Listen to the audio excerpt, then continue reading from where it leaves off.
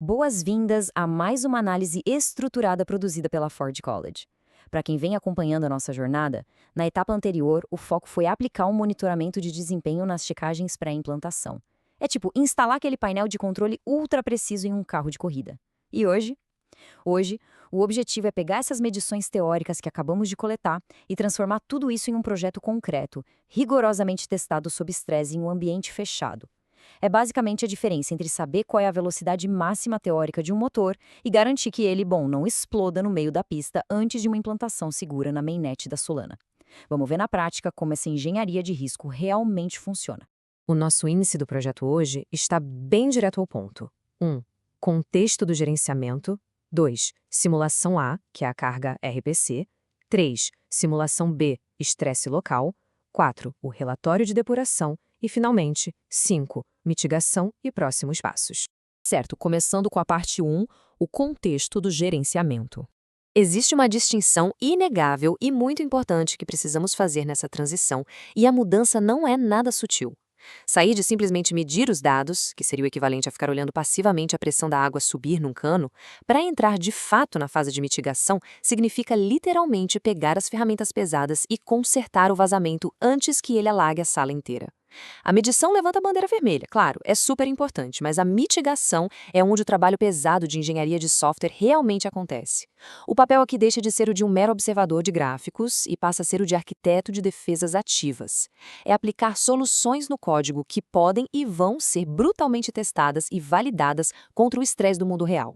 Um conceito absolutamente central para internalizar em toda essa análise é o da superfície de implantação. Podemos imaginar isso, como o perímetro de defesa de um castelo medieval. Cada porta, cada janela ou cada pequena rachadura no muro de pedra é um vetor suscetível a ataques ou a falhas estruturais.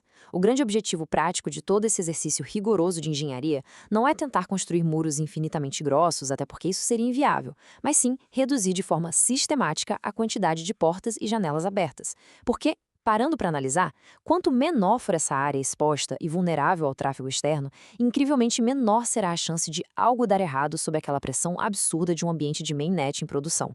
O segredo é enxugar o sistema até o seu núcleo mais seguro. Entrando na parte 2, vamos falar da simulação A, carga RPC.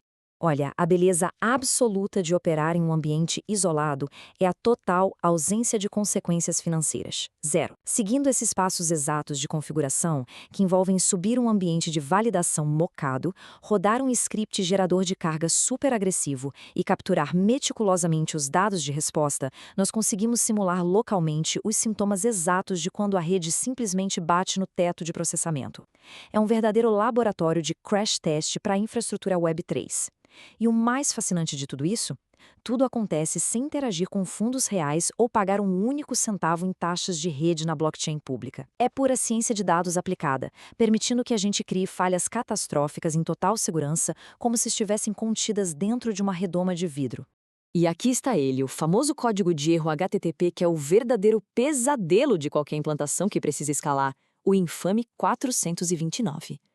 Assistir a um endpoint de RPC simulado implorar por misericórdia, retornando picos massivos de erro too many requests, é um resultado que chega a ser meio cômico dentro do laboratório, mas que na verdade tem um valor incalculável. Essencialmente, é o próprio sistema erguendo a bandeira branca e confessando exatamente onde fica o seu limite físico de tráfego. Descobrir e mapear esse limite agora, na segurança e conforto do ambiente local, significa evitar que milhares de transações de usuários de verdade fiquem presas, expirem e falhem silenciosamente no futuro. Isso evita um prejuízo absurdo, tanto na reputação do projeto quanto na parte financeira. Avançando para a parte 3, simulação B, estresse local. Aqui, a abordagem analítica muda de figura drasticamente. O foco sai totalmente daquelas requisições de rede externas e vai direto para a força bruta do processamento interno da máquina. Criando ciclos contínuos de cálculo intenso, com um script bem simples em Python, focado no uso de CPU, a gente consegue simular uma saturação extrema do container local. É exatamente o equivalente mecânico a colocar o carro em ponto morto e pisar fundo no acelerador até o motor começar a soltar fumaça. Esse passo tem um objetivo puramente sádico do ponto de vista de testes, mas que é absolutamente necessário. O plano é sentar, observar e documentar, através de métricas super precisas via monitoramento do host, o exato milissegundo em que a máquina começa a se desintegrar sob o próprio peso computacional. Bater em um teto absoluto de 99% de carga de CPU não é só uma luzinha piscando no painel, é uma falha estrutural completa. Quando esse nível quase letal de uso de processador se junta com o aumento descontrolado no tempo de resposta, nós temos o sintoma clássico, daqueles de manual de engenharia mesmo, de falha catastrófica por saturação de recursos. Basta imaginar o seguinte cenário: se um gargalo profundo como esse atingir uma implantação real operando na mainnet da Solana, o sistema não fica só um pouquinho mais lento, ele entra em colapso total. As peças da arquitetura simplesmente param de conversar, a latência vai para o espaço, e toda a infraestrutura da aplicação vira uma caixa preta gigantesca e totalmente responsiva. O que nos leva à parte 4, o relatório de depuração. Todo esse caos que acabamos de gerar artificialmente precisa ser traduzido em alguma ordem lógica. O mapeamento desse relatório conecta diretamente os sinais de perigo abstratos às soluções arquitetônicas bem tangíveis. Por exemplo, quando temos uma latência completamente descontrolada, marcada por erros 429 constantes lá no RPC, o padrão de mitigação formal exige uma limitação de taxa bem agressiva, o famoso rate limiting. Por outro lado, quando a cota de CPU dá aqueles picos perigosos que acabamos de ver, a resposta imediata é aplicar limites estritos de recursos direto na configuração do container. É um roteiro super exato. Para absolutamente cada sintoma caótico observado, existe uma vacina correspondente, devidamente testada e documentada na nossa checklist. E olha, formalizar isso tudo com muito cuidado é a espinha dorsal de uma engenharia de software que realmente seja confiável. Um relatório de depuração mínimo só atinge seu propósito, só está completo mesmo, quando um rastro de falha reproduzido é inegavelmente vinculado à causa raiz dele e, mais importante ainda, vinculado a uma mitigação que foi proposta e matematicamente testada. Não basta bancar o detetive e só apontar onde o problema aconteceu. É obrigatório documentar com dados que a correção realmente neutraliza o bug sem quebrar outras coisas em volta.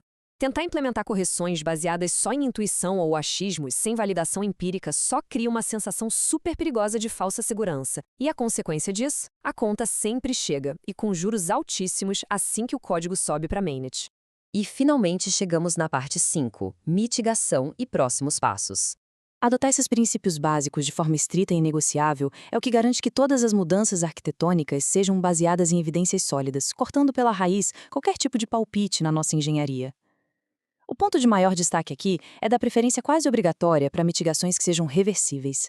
Em ambientes de Web3 que são complexos e super conectados, uma correção cheia de boas intenções pode sem querer quebrar alguma outra engrenagem vital do sistema. Ter a capacidade de desfazer uma mudança rapidamente é o que transforma um desastre fatal em um mero tropeço no percurso. Reversibilidade não é só um luxo, é a vacina definitiva contra falhas em cascata em todo o ecossistema. Esse único pensamento norteador resume perfeitamente a filosofia de rigor operacional.